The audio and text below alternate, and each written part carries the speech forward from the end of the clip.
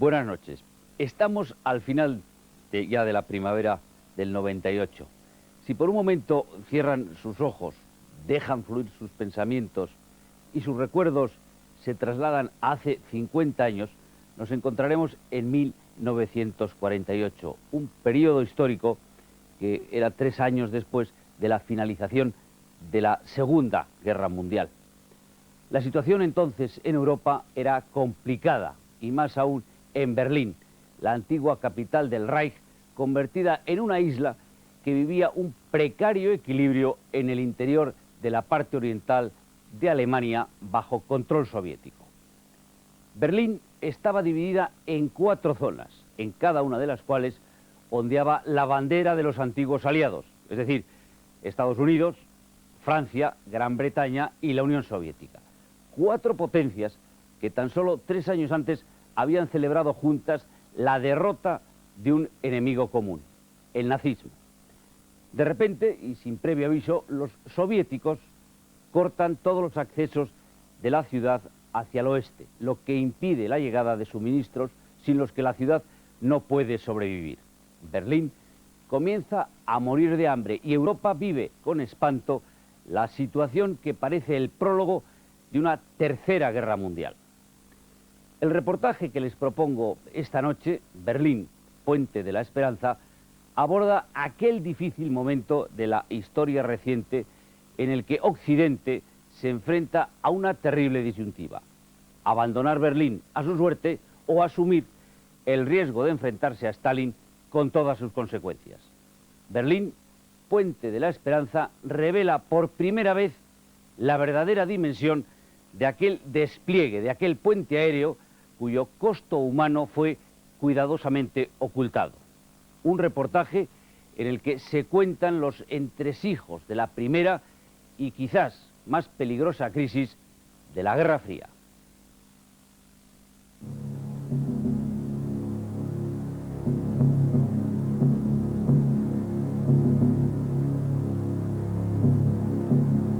Hace 50 años, en junio de 1948, la Unión Soviética sitiaba la ciudad de Berlín. Stalin trataba de expulsar de Berlín a las fuerzas aliadas. Si lograba dejarnos sin suministros, no podríamos seguir manteniendo nuestra posición. Así lograría hacerse con el control de la ciudad y entonces ya nada podría detenerlo. En primer lugar, queríamos terminar con la presencia militar de los Estados Unidos y de Gran Bretaña en Berlín. Ese era el objetivo principal del bloqueo. Este es el relato del mayor despliegue aéreo de toda la historia, que permitió salvar a una ciudad sitiada. ¿Cómo se las arreglaron americanos y británicos para evitar que 2,5 millones de berlineses muriesen de hambre? Y con semejante desafío a Stalin, ¿estuvimos realmente cerca de la Tercera Guerra Mundial? Les dejamos bien claro que nada que ellos hiciesen conseguiría detenernos, y abatir a uno de nuestros aviones habría supuesto la Tercera Guerra Mundial. Berlín, Puente de la Esperanza. Berlín en punto muerto. Aislado por el bloqueo ruso, el sector occidental de Berlín sufre la terrible amenaza del hambre y de cosas aún peores. El cierre de todos los medios de transporte decretado por Marshal Sotolovsky ha llevado a los ferrocarriles berlineses a un paro absoluto. Las órdenes de Stalin al Ejército Rojo fueron claras: rodear Berlín y aislarla del mundo exterior. Los autobuses han quedado desiertos e incluso el tráfico en los canales ha sido paralizado. Recuerdo que estaba oscureciendo, a punto de caer la noche. Un hombre al que no pude reconocer se estaba dirigiendo a algunas de las personas que vivían en los barracones. Les decía que los rusos habían intentado detener un tren americano, que habían suprimido el tráfico en los canales que conducían a Berlín y que pararían a todos los trenes de carbón que se dirigiesen a la ciudad. Luego mencionó la palabra guerra. Aquella noche no me dormí hasta muy tarde y tuve una terrible pesadilla. El solo hecho de pensar en otra guerra no me lo podía ni imaginar. Trenes británicos que se dirigían a la ciudad fueron detenidos en Helmstadt, en plena zona fronteriza. Los ciudadanos ingleses que viajaban en ellos fueron transferidos. Nos detuvieron en la frontera entre la parte occidental y la oriental. Eran tropas soviéticas. Con la excusa de que el tren tenía algún problema, nos metieron en 3 autobuses. En cada uno de los vehículos viajaba un oficial armado con un revólver y 2 soldados con ametralladora. Nos llevaron hasta la barrera que controlaba la autopista, donde nos esperaban los rusos. Y curiosamente, al otro lado, podíamos ver a cientos y cientos de refugiados alemanes saliendo de la zona oriental. Recuerdo que pensé, ¿pero qué estamos haciendo? Estamos entrando. No sabíamos qué era lo que nos esperaba. Imágenes de Berlín que muestran a las tropas británicas levantando sus propias barreras, siguiendo el estricto control soviético alrededor de la capital. Yo llegué a Berlín por carretera. El ferrocarril había sido cortado y vimos que esa iba a ser la única forma, a excepción del transporte aéreo, claro. Pero en cuanto cortaron las carreteras, acabaron con la posibilidad de cualquier otro medio de transporte. Fue ahí cuando nos dimos cuenta de que estábamos absolutamente aislados. El bloqueo había comenzado.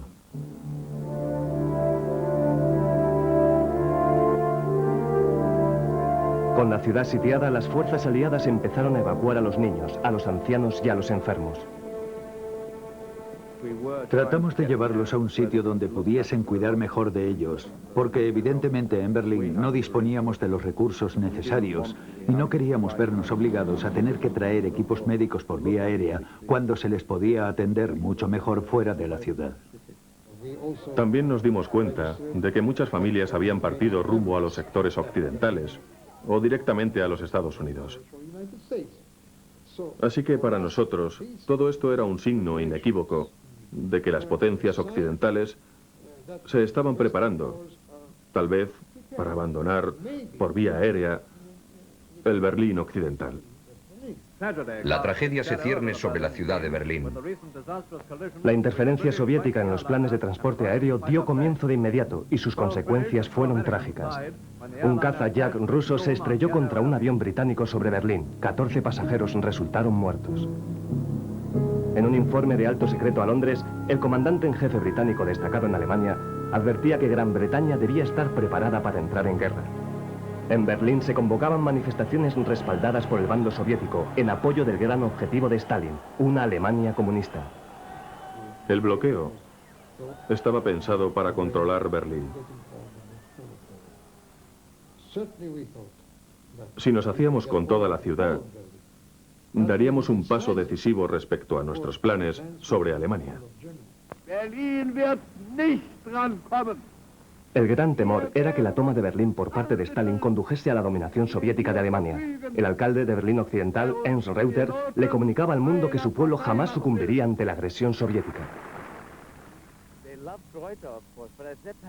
Adoraban a Reuter, por supuesto, pero al mismo tiempo necesitaban reunirse de vez en cuando para darse ánimos. Teníamos que permanecer juntos si queríamos salir de aquello. Vivir bajo el control soviético era para mí algo impensable. Jamás lo habría aceptado. Me habría ido corriendo hacia Occidente, tan lejos como hubiese podido llegar. Debemos darnos cuenta de que 1945 no está tan lejos. Yo aún recuerdo cómo huíamos del poderosísimo ejército soviético. Para mí, la Unión Soviética era sinónimo de tanques y también de un pueblo que no valoraba la vida. El temor de los berlineses hacia los rusos empezaba con la conquista de Berlín al final de la guerra. Más de 20 millones de soviéticos, tanto militares como civiles, habían muerto a manos de los nazis. Así que los berlineses no podían esperar demasiada clemencia por parte del victorioso Ejército Rojo. Cuando las tropas soviéticas llegaron a Alemania, no cabía duda de que estaban influidas por una campaña de odio. Soldados, estáis llegando a la frontera de la maldita bestia fascista. Debéis encontrarla, debéis vengaros. Cuando los rusos beben, y en ocasiones lo hacen en exceso, son igual que todo el mundo, capaces de cualquier cosa. Una mujer rubia que iba a buscar agua, porque en esa época no había agua corriente, fue violada. Los rusos disparaban al azar sobre la multitud.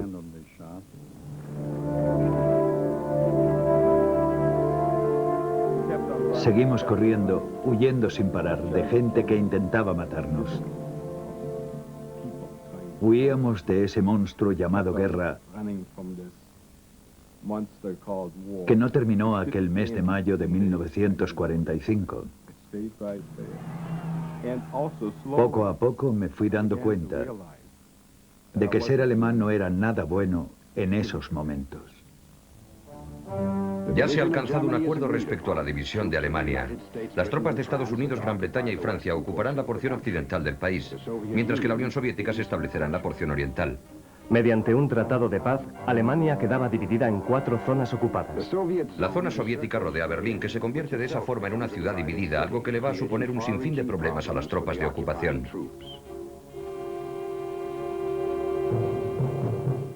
No se tomaron medidas para garantizar el acceso por tierra. Al final terminamos convirtiéndonos en una plaza fuerte.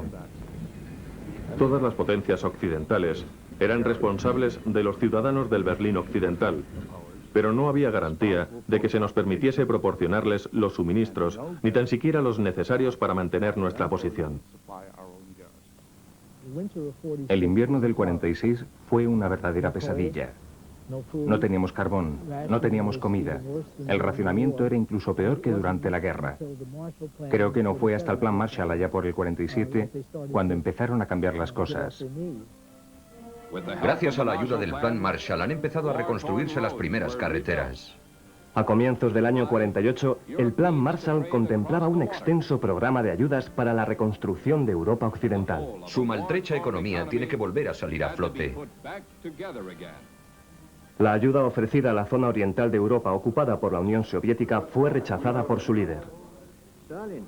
Stalin debió pensar, con bastante acierto desde su punto de vista, que estaba perdiendo el control. Ese control que pudo haber tenido sobre un país tan importante como Alemania.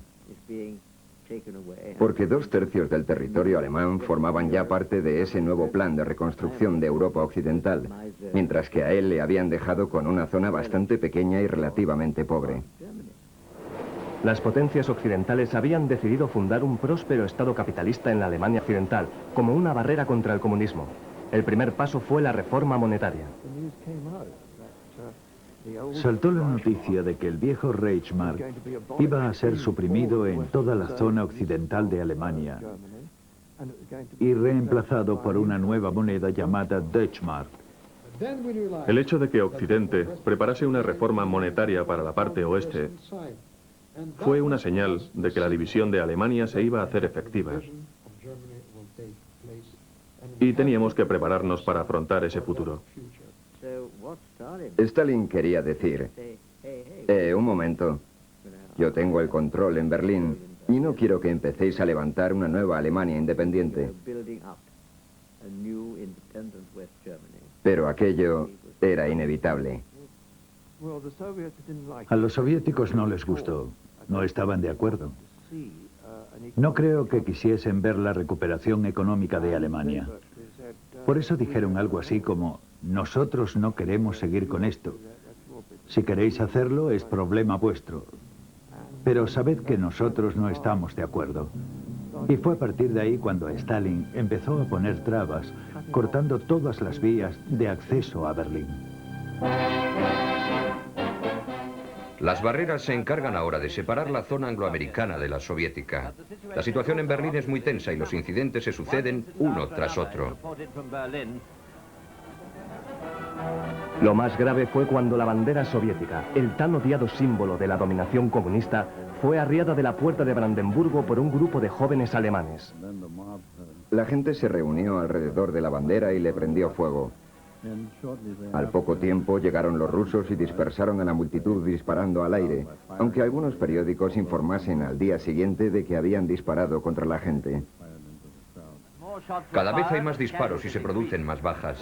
Al parecer uno de los jóvenes ha muerto y se cree que este joven alemán es uno de los que arriaron la bandera.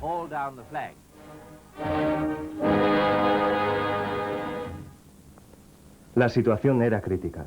¿Cómo podía Occidente hacer frente a los rusos? En Berlín había 18.000 soldados soviéticos, casi el triple de la suma de efectivos británicos, franceses y americanos.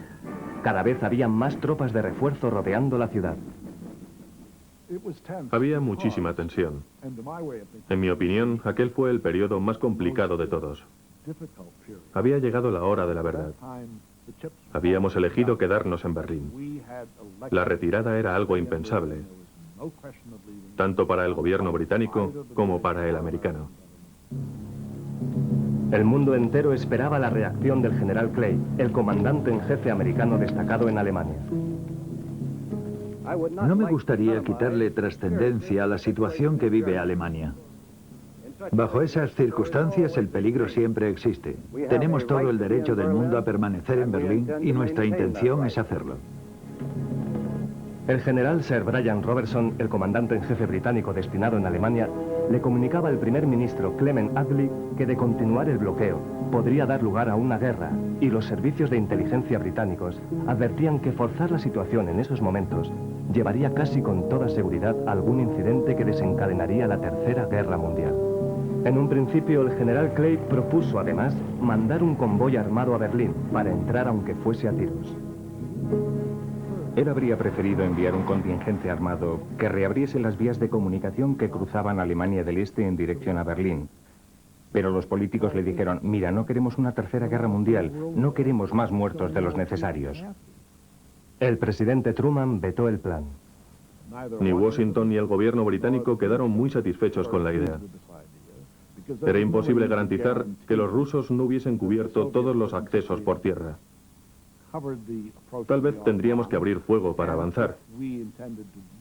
Y cualquier tiroteo podía desembocar en un problema mucho más grave.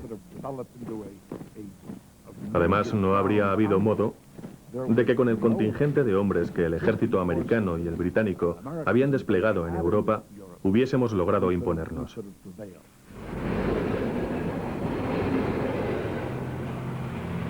Una vez descartada la intervención armada por tierra, la única opción que quedaba era intentar salvar a Berlín por el aire.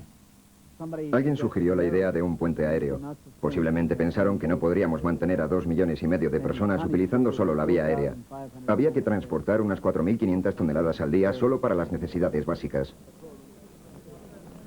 La ciudad tenía reservas de alimento y combustible como para resistir durante 3 o 4 semanas. Los aliados tendrían que alimentar a 2,5 millones de bocas desde el aire. Pero ¿durante cuánto tiempo? ¿Y con qué posibilidades de éxito? Nadie lo sabía.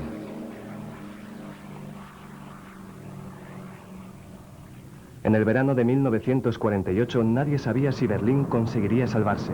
La única esperanza recaía en 3 corredores aéreos internacionales que llevaban a la ciudad. Berlín estaba situada a unos 150 kilómetros en el interior de la zona soviética.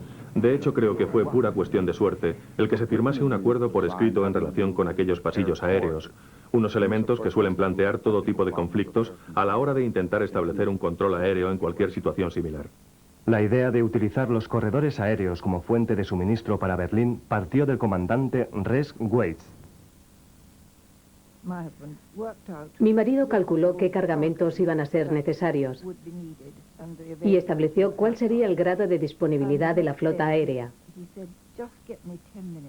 Al día siguiente pidió 10 minutos para explicarle su plan al general Brian Robertson, que se mostró bastante dubitativo. Pero Rex confiaba en que Robertson le enseñaría el plan al general Clay. Y en cuanto el general Clay lo vio, dijo: estoy contigo. No había ningún plan de contingencia para abastecer a Berlín desde el aire. Era la primera vez en la historia que se iba a poner en marcha una operación de tal magnitud, con el propósito de ayudar a una ciudad sitiada. La gente estaba ilusionada y dispuesta a hacer todo lo posible para poder llevar a cabo la misión. Aquello fue como un caos organizado, aunque parezca contradictorio. Volabas tantas veces como querías. Bastaba con llegar a la línea de vuelo y ver si el avión estaba cargado y listo para despegar. Llegabas, te montabas y te marchabas. Teníamos que realizar tantos viajes como nos fuese materialmente posible. Por eso había días en que volabas 3 y hasta 4 veces, lo que significaba trabajar casi 20 horas al día. Para cuando llegábamos ya no quedaban camas. Dormíamos en cualquier parte. Había gente durmiendo en los tapetes de billar o debajo de las mesas. Recuerdo que yo dormía en una butaca que resultó bastante cómoda la primera noche. Nadie pensaba que el puente aéreo pudiese durar más de unas pocas semanas. Pero sin una solución a la vista, la Fuerza Aérea de los Estados Unidos decidió incorporar nuevos sistemas para agilizar la operación. El corredor aéreo empezó de una forma muy inestable. Por ejemplo, si un avión no lograba tomar tierra en Berlín, era el piloto quien debía decidir lo que hacer, realizar otra aproximación, retroceder hasta otra base, volver a casa, lo que quisiera. El afán por llevar la carga a Berlín generaba un caos de tráfico aéreo. Nadie debía esperar en el aire. Ninguna aproximación debía ser mala. Y una vez liberada la carga, ya no había motivo para seguir en la pista. No nos estaba permitido abandonar el avión. Podíamos bajar a tierra, pero por ejemplo, no podíamos ir al servicio. Teníamos que quedarnos en los aviones. Llegaban 2 vehículos. Uno era el jeep de ruta, con información sobre el tiempo, la velocidad del viento y todos los datos necesarios para emprender el viaje de vuelta. El otro vehículo era un snack bar, donde podías tomar café con donuts. Pero eso era todo. En cuanto habías soltado la carga, te volvías a subir. Pasabas por la lista de comprobación y de vuelta a Frankfurt. Hacia finales del verano, el pasillo aéreo funcionaba sin descanso. Aviones de la RAF, de la Fuerza Aérea Americana y de algunas compañías civiles despegaban cada 3 minutos desde las 8 bases de la Alemania Occidental. Transportaban comida deshidratada, carne deshuesada, harina, sal, combustible, suministros médicos, carbón e incluso coches. 2/3 partes de la flota eran americanas y el resto lo formaban unidades británicas y de la Commonwealth. Pasábamos muchísimo calor, sudábamos mucho, continuamente transportábamos carbón, sacos y más sacos de carbón, pero lo peor era el polvillo negro que dejaba. Así que se puede imaginar el aspecto que se le quedaba a uno después de realizar 4 viajes transportando carbón a Berlín.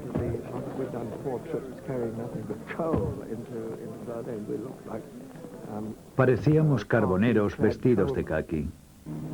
La RAF intensifica el pasillo aéreo. El flujo de aviones es constante, los aparatos entran y salen del aeropuerto día y noche. Se ha estimado que 24 horas de corredor aéreo equivalen en organización y esfuerzo al despegue de 1000 bombarderos. Muchos de los pilotos habían tomado parte en los bombardeos sobre Berlín, aunque ahora su misión consistía en salvar a sus habitantes.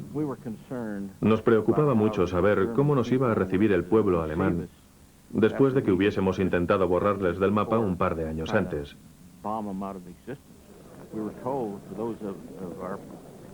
Por eso nos decían a todos los pilotos y tripulantes que nos quitásemos del uniforme todas las insignias que indicasen que habíamos formado parte de los escuadrones de bombarderos de la RAF durante la Segunda Guerra Mundial. Experimenté sentimientos y emociones muy difíciles,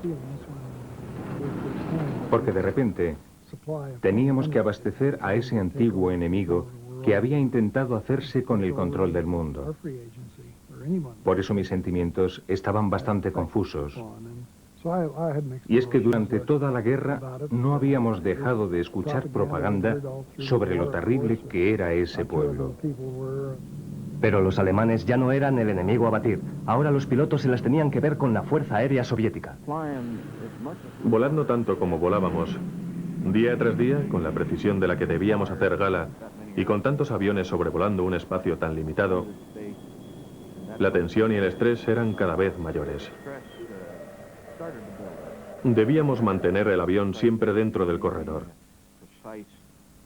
Había que considerar factores como la velocidad del viento, porque si nos salíamos de los límites del pasillo, los rusos tendrían una excusa perfecta para derribarnos.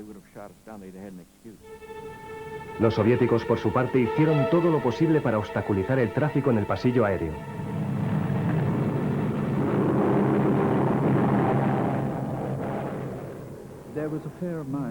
En los corredores había bastante actividad por parte de los rusos. Recuerdo un día en concreto en el que uno de sus aviones ya me había dado 2 avisos. Yo ya empezaba a estar un poco hasta las narices, así que cuando se disponía a apartarme por tercera vez, viré el avión y lo dirigí directamente hacia el suyo. para ver quién se achantaba antes, y afortunadamente lo hizo él. Invadían nuestro espacio aéreo de forma rutinaria. Probablemente el incidente más angustioso que viví tuvo lugar durante un test de comprobación para aterrizar en Berlín. Recuerdo que miré hacia arriba y vi casi en relieve la carcasa de aquel avión. Podía ver hasta los pliegues de la mascarilla de oxígeno del piloto. Se trataba de un caza modelo Jack. Ni él sabía que estábamos ahí, ni nosotros sabíamos que estaba él. Pero un fallo por parte de cualquiera de los dos y todo habría terminado allí mismo.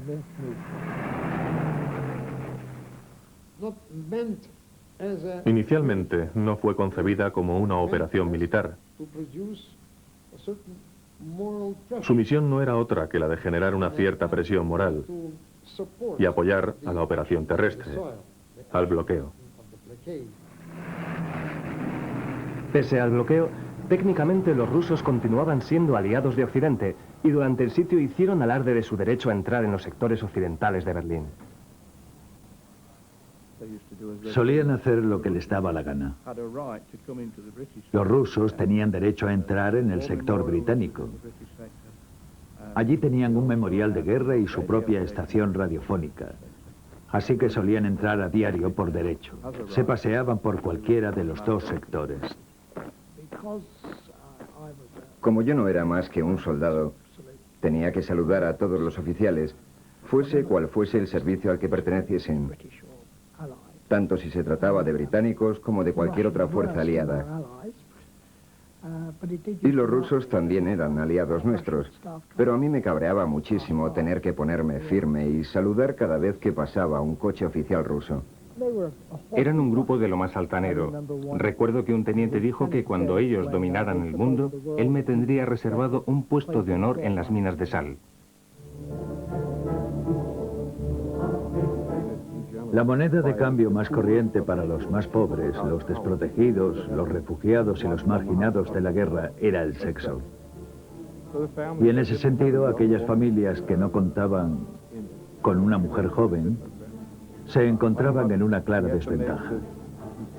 Mi madre tuvo que tomar la terrible decisión de vender su cuerpo durante un tiempo a un hombre que le proporcionaba algo de mantequilla, huevos, patatas y otras cosas de comer para sus hijos.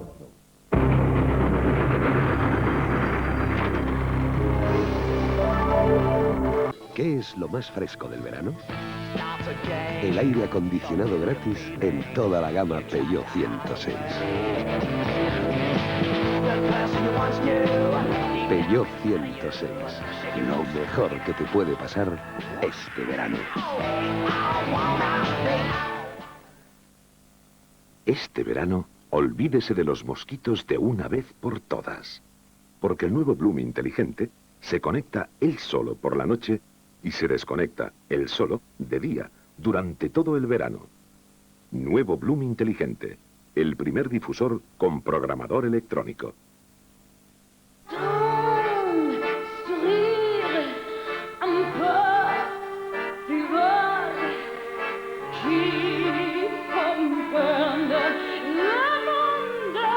Saborea cada día con Nestlé lo mejor de la vida.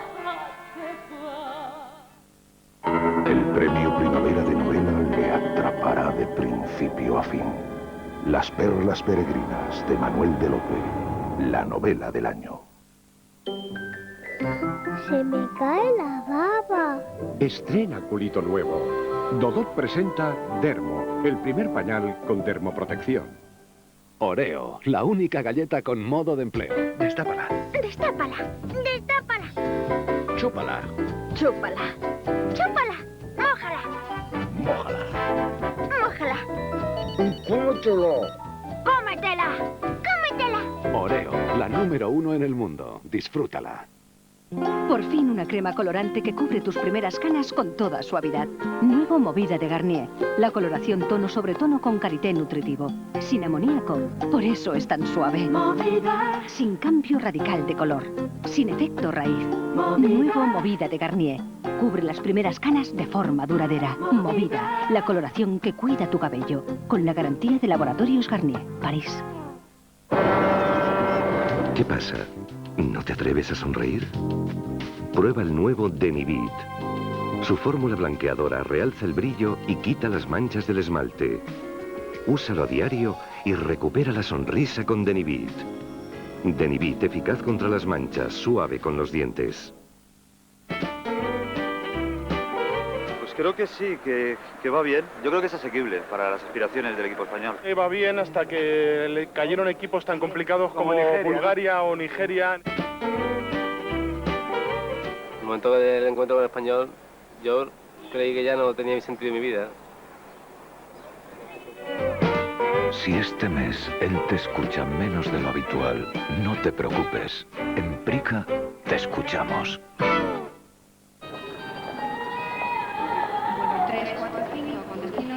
Hola.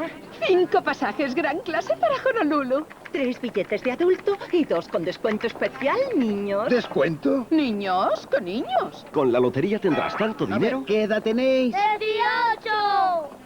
Recién cumplidos. Que no sabrás qué hacer con él. Este sábado por un décimo, 500 millones. Quieto, padre, que usted ya pagó el décimo. Lotería Nacional, no sabrás qué hacer con el dinero. Presentamos al nuevo monstruo de las galletas. No es peludo, cuida su cuerpo, pero no se priva de devorar galletas. Desde el desayuno se alimenta con las nuevas Vitalinia de Lu, con todo el sabor y hasta la mitad de materia grasa. Por fin Vitalinia de Lu. Disfruta y cuídate. Galletas.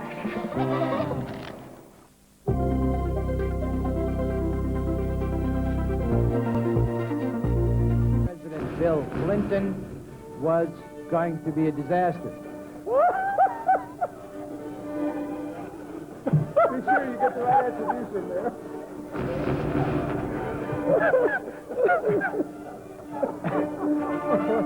Radio Nacional de España. Las cosas como son. Hola, soy Manuel Antonio Rico. Te espero cada noche en 24 horas. Radio Nacional de España. La radio de tu vida.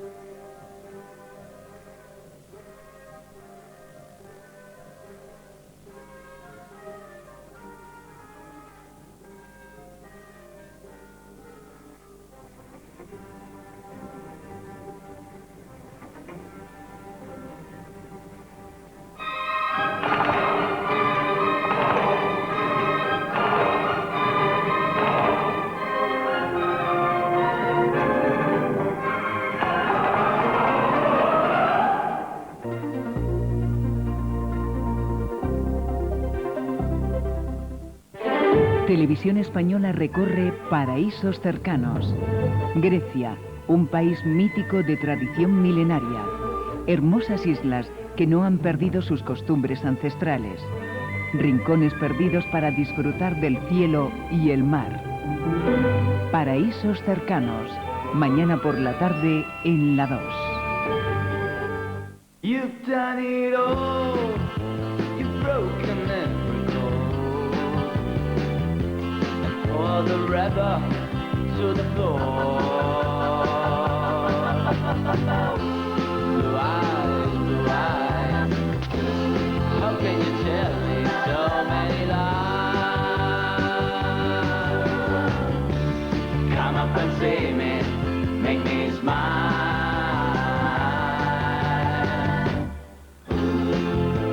El mundo no es como es como tú lo ves. Cruzcampo refresca tu mundo.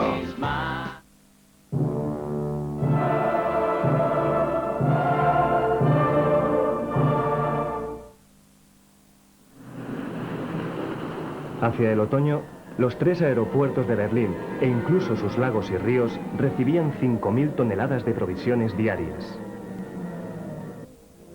Los primeros botes gigantes, cada uno de los cuales podía cargar con 5 toneladas de bienes de primera necesidad, pertenecían al servicio de transporte aéreo. Listo para efectuar el despegue.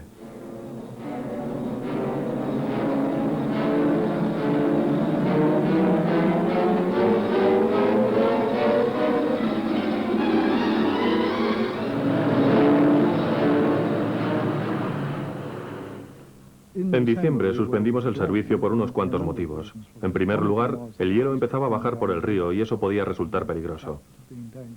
Y luego estaba el hecho de que nosotros solo podíamos volar con cielo despejado y a la luz del día. Así que conforme el tiempo iba empeorando durante el invierno, nos dimos cuenta de que nuestra contribución iba a ser cada vez menor.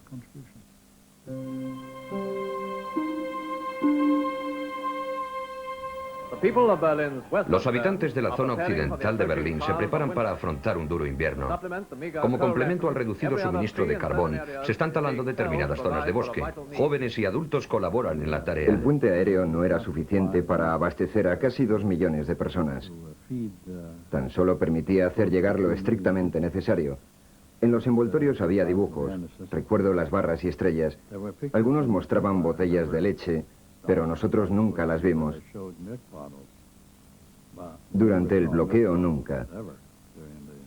Solo recibíamos lo indispensable. El corredor aéreo mantenía con vida a Berlín, pero poco más. La gente vivía a base de sopa, tostadas recalentadas, más conocidas como chuletas de Stalin, y Pommes, patatas deshidratadas que llegaban desde el oeste. Cuando los niños se agolpaban a la hora de la comida, les decían, mejor patatas que Ivankov. Durante el bloqueo, Berlín no vio una sola patata fresca. Vivían a base de patatas deshidratadas, que ellos llamaban Pommes. Habría sido posible enviarles patatas frescas, pero se trataba de un cargamento demasiado pesado para transportar hasta Berlín. El hambre era la protagonista de la vida de cada uno en aquella época. No había nada que pudieses coger, que pudieses robar. Todo lo que tenías te lo tenían que dar. No había leche para los niños más pequeños, ni tampoco mantequilla. Todo eso había que conseguirlo comerciando. Y decir comercio era decir mercado negro. Evidentemente los alemanes luchaban por conseguir determinados productos como café, cigarrillos o azúcar. Y como eran productos de gran demanda, solían ofrecer algo a cambio, como relojes o cámaras fotográficas. Si te paseabas por el centro de Berlín, te ofrecían de todo. Aquel era un mercado libre. En él se podía conseguir casi cualquier cosa. Todo a cambio de cigarrillos americanos y chocolatinas. Yo mismo hice alguna operación de mercado negro. Me mandaron algo de café a través de un anuncio en el New York Times. Ellos sabían perfectamente que el café iba destinado a Alemania. Y no creo que pensasen que yo me lo iba a beber todo. Aquello estaba a la orden del día. Y era un aspecto más de la supervivencia cotidiana. Pero el contraste entre el tengo y el no tengo era tan marcado y tan sobrecogedor que con una chocolatina y un paquete de cigarrillos uno podía conseguir cualquier cosa, incluso mujeres. La moneda de cambio más corriente para los más pobres, los desprotegidos, los refugiados y los marginados de la guerra era el sexo.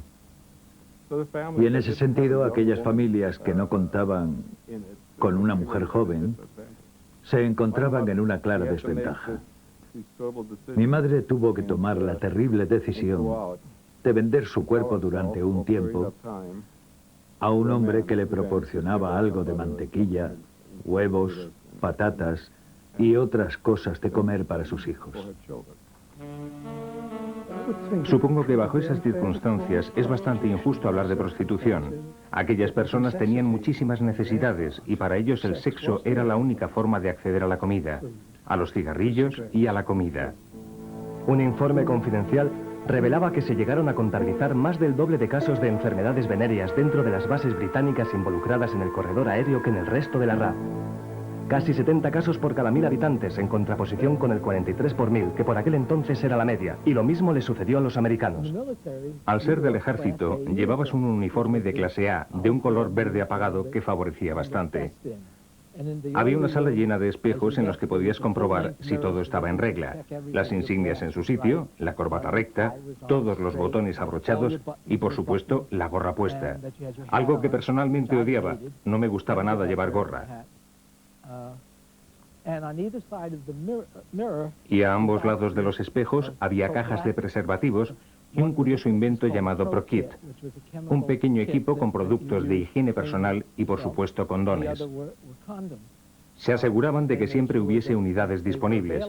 Nadie te decía que tenías que cogerlos, pero se suponía que si ibas a correr un cierto riesgo, por lo menos, deberías cuidar de ti mismo. Y por supuesto también estaba el lado oscuro, que eran todas aquellas mujeres que morían de sífilis.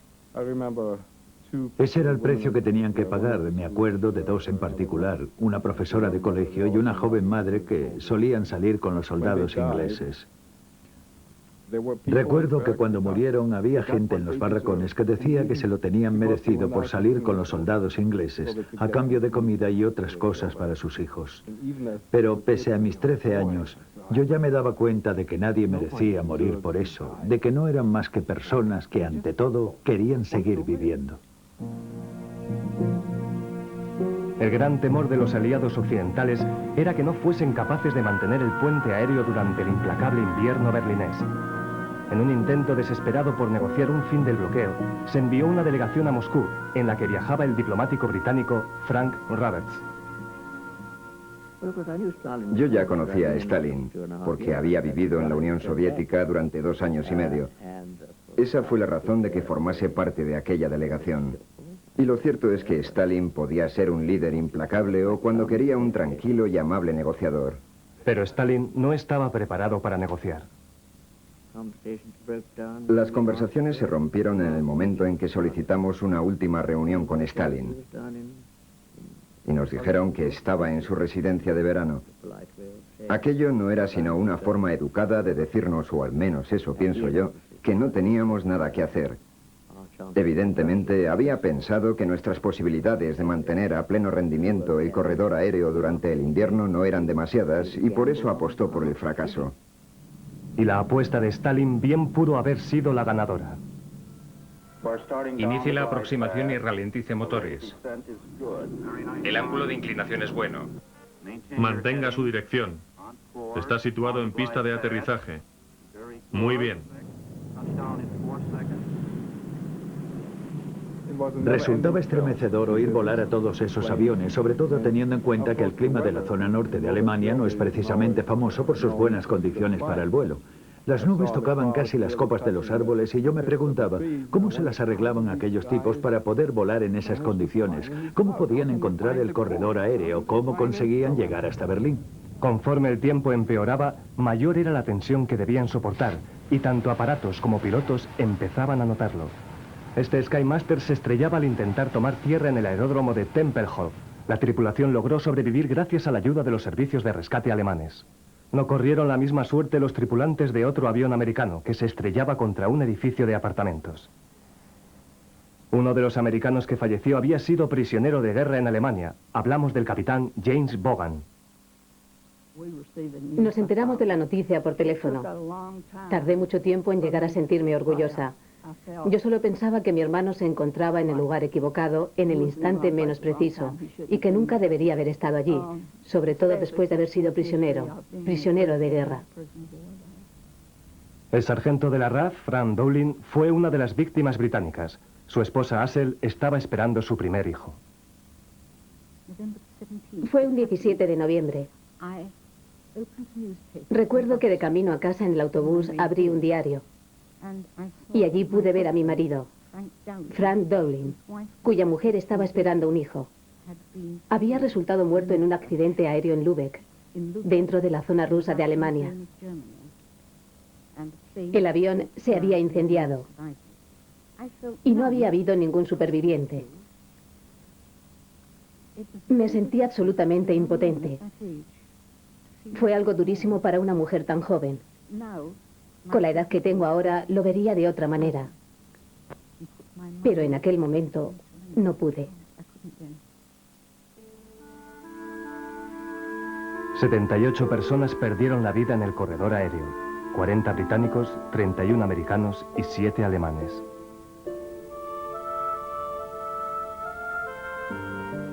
El invierno se había cobrado su implacable tributo, pero los aliados tenían un plan. Para llevarlo a cabo habría que esperar a las mejores condiciones climáticas que traería la primavera. Y si surtía efecto, se lograría romper el asedio soviético a Berlín. Durante 10 meses, una incesante corriente de aviones aliados aterrizó en Berlín, en una operación combinada que en un solo día llevó hasta Berlín la cifra récord de 13.000 toneladas, una cantidad equivalente a la que se movía diariamente por tierra antes del bloqueo. Ante la negativa de Stalin a negociar, los aliados dejaron claro al líder soviético que podían abastecer a Berlín de forma indefinida. El comandante James Manning formó parte de la operación británica que tuvo como objetivo duplicar las provisiones de la RAF de la estación de Gatow. Creo que hubo un par de ocasiones, si la memoria no me falla, en las que por motivos políticos y cuando el tiempo lo permitió, hicimos todo un alarde de medios, con montones de aeroplanos operativos y cargados que durante casi 24 horas, o por lo menos durante las horas de luz, aterrizaban en aquella pista principal a un ritmo de 1 por minuto. Utilizábamos aviones Dakota que eran aeroplanos muy manejables, lo que quería decir que virtualmente tenías un aparato aproximándose a tierra, otro tomando tierra y un tercero saliendo de la pista. Todo en 1 minuto.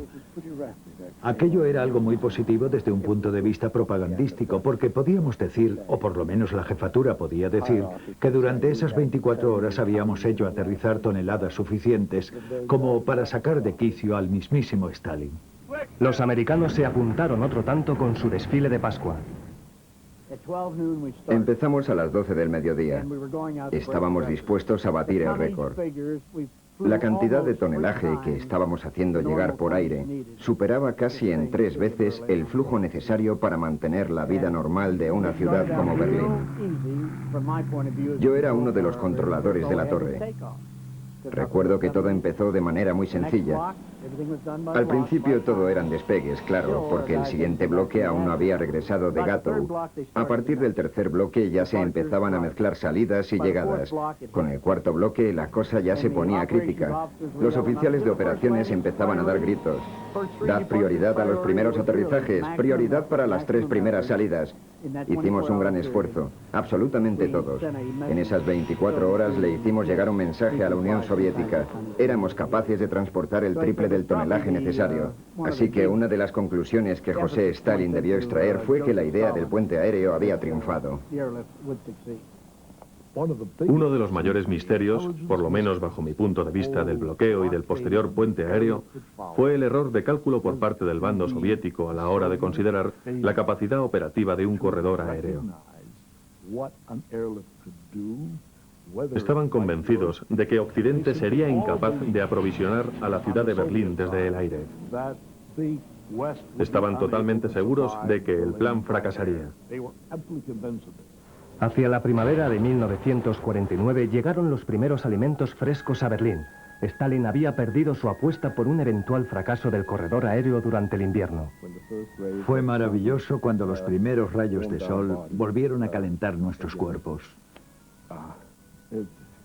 Creo que con ellos llegó la esperanza de que tal vez ese año iba a ser distinto.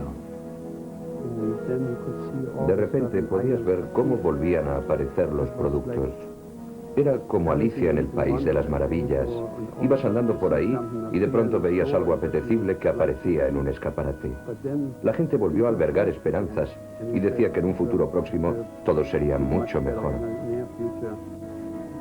Los americanos llevaron un cargamento especial destinado a los niños berlineses. Estábamos llegando al final.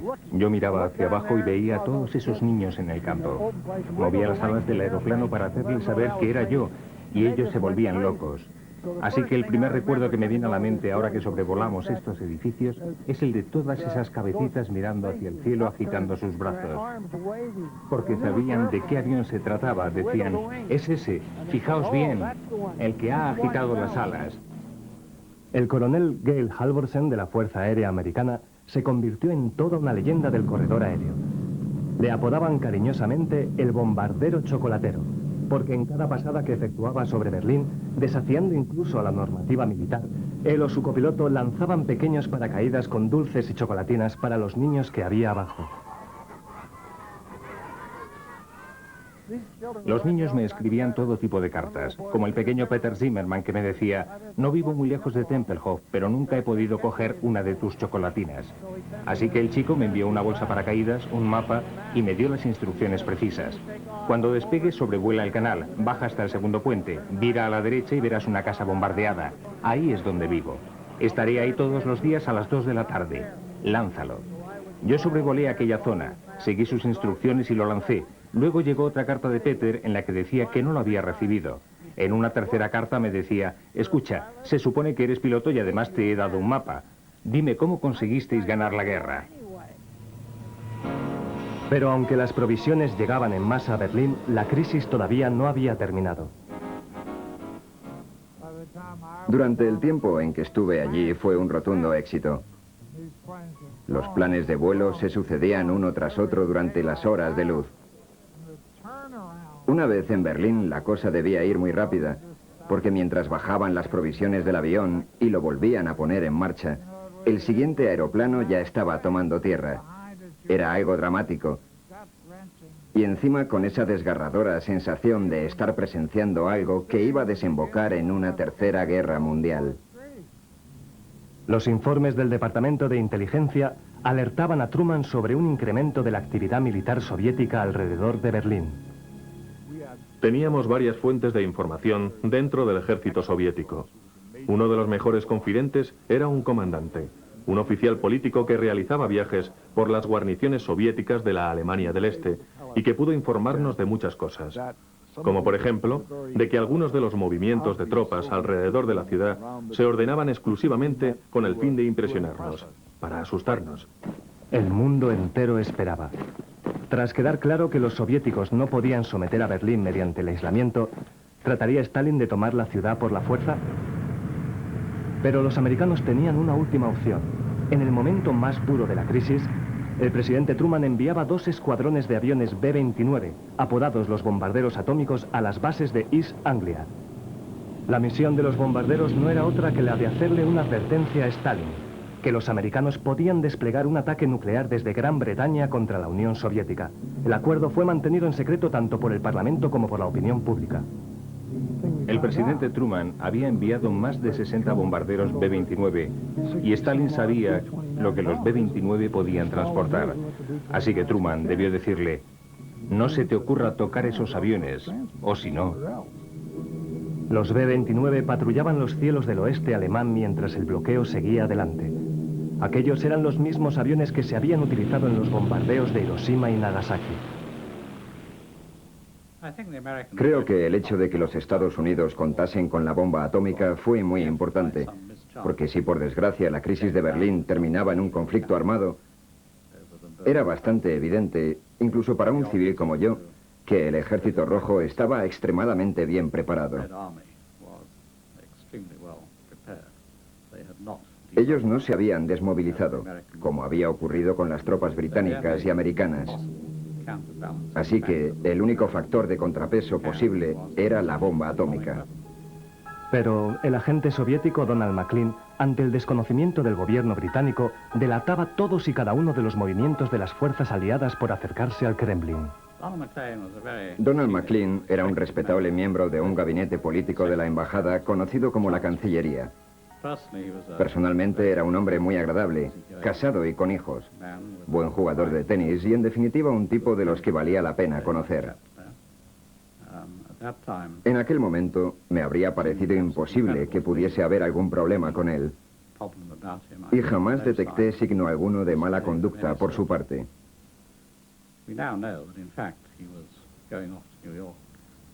Ahora sabemos que viajaba a menudo a Nueva York para ver a sus superiores rusos, a quienes pasaba información privilegiada sobre la crisis de Berlín.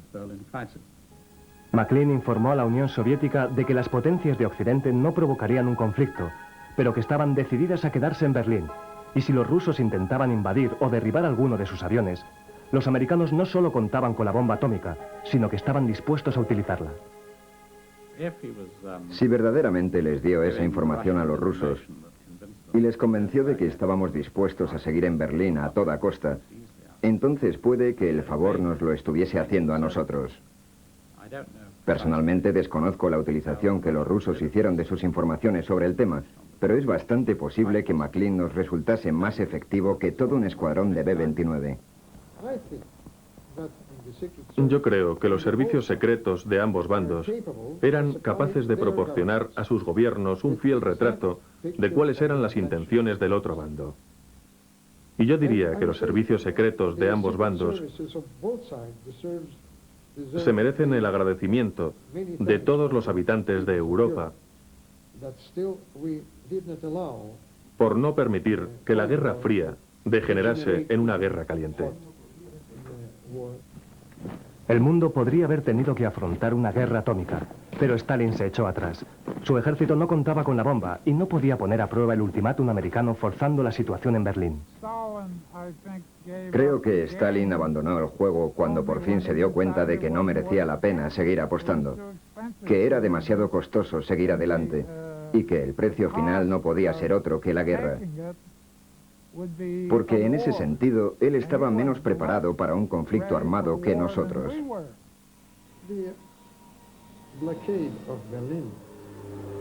El bloqueo de Berlín fue un gran error de cálculo, porque el masivo flujo de suministros que llegaba por vía aérea disminuía considerablemente su efectividad. Por eso Stalin llegó finalmente a la conclusión de que debía levantar las barreras. Guerra Fría. Cae el bloqueo y se aproxima una reunión de los cuatro grandes. La parte más difícil de la Guerra Fría queda superada, por lo menos temporalmente, con el levantamiento del bloqueo por parte de la Unión Soviética. Tanto los aliados como los berlineses occidentales habían resistido a Stalin durante casi un año. La ruptura del bloqueo era recibida en Occidente como la primera gran victoria de la Guerra Fría.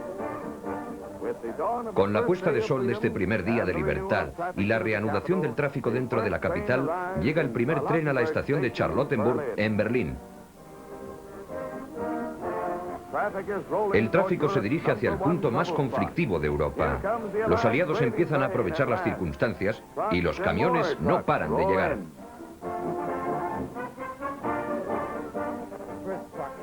El primer camión llegó con una gran pancarta sobre el motor en la que se podía leer: "Aún estamos vivos". En la calle había miles y miles de berlineses que al parecer ya sabían que el bloqueo había terminado, y aquel acontecimiento se convirtió en motivo de reunión y celebración en toda la ciudad.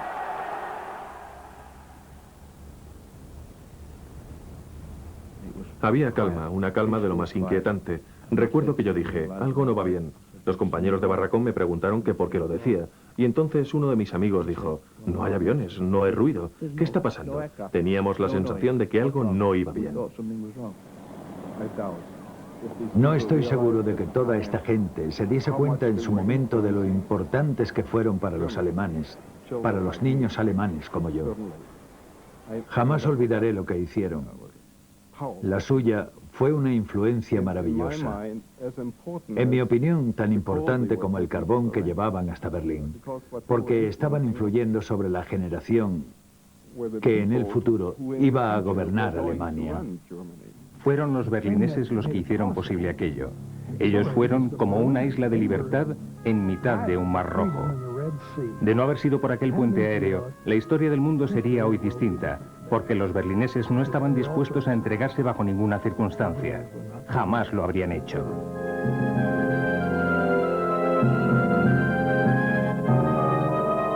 El puente aéreo fue una batalla ganada a la Guerra Fría. Luego vendría el muro y también se ganó.